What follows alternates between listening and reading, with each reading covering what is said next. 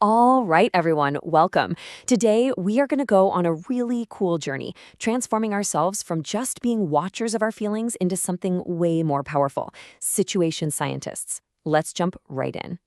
You know the feeling, right? 1 minute, everything's great, your day is sunny and bright, and then, bam, out of nowhere, a huge storm cloud of frustration or sadness just rolls in. It happens to all of us, and today, we're going to figure out what's really going on. And that brings us to our first big idea for today, emotional weather. Seriously, thinking about our feelings this way is a game changer. They're not good or bad, they're just like the weather, natural, always changing. Our job isn't to judge them, it's just to notice them. And that's exactly it. Understanding your own emotional weather isn't just a neat trick. It is a genuine superpower that you can build. And what we're doing right here, right now, this is you building that superpower. So every great scientist starts with one thing: observation. Our first mission, should you choose to accept it, is to become expert weather watchers of our own feelings. So, where do we even start? Well, we start by listening. Not with our ears, but with our bodies. Think about it. Long before your brain can even name a feeling, your body is already sending out weather alerts. That tightness in your chest, a face feeling hot, shaky hands, those are the first signs the weather is changing. And these clues can be super specific. So take a second. When you feel frustrated, what do you notice? Maybe your fists clench up without you even realizing it. When you're nervous, does your heart start beating like a drum? Connecting that feeling to that physical thing, that's the crucial first step. Okay, so once we can spot the weather, we have to figure out what's causing it. And that brings us to our next key term: triggers. A trigger is simply the thing, the situation, the person, even just a thought that happens right before that emotional weather shifts. And this is how we start to map it all out. Just look at these examples. The situation: a friend picks someone else for their team. How you feel: sad, left out. And what does your body do? That sinking feeling in your stomach.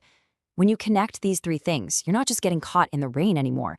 You're starting to read the forecast.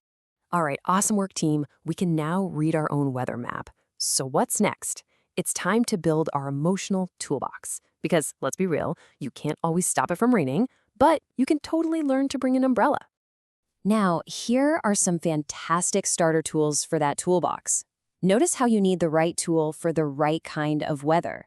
If the forecast is angry, maybe your go-to tool is counting to 10 or taking some deep breaths. But if a wave of sadness is rolling in, maybe the best umbrella for you is putting on some music or just drawing for a... And the toolbox just keeps on growing. Feeling worried? Talking it out or just writing it down can be a huge help. And for that feeling of being totally overwhelmed, sometimes the best tool is the simplest one. Just take a short break. The most important thing here is knowing you have choices. You get to build a toolbox that's perfect for you. Okay, this is where it gets really, really exciting. We've learned to watch the weather, we've learned to pack an umbrella. Now we're going to learn how to actually change the forecast. It's time to put on our lab coats and become situation scientists. I want you to think of those tricky situations you keep finding yourself in, like a recipe. If the recipe just keeps turning out kind of bitter or sour, you don't give up on cooking. No way.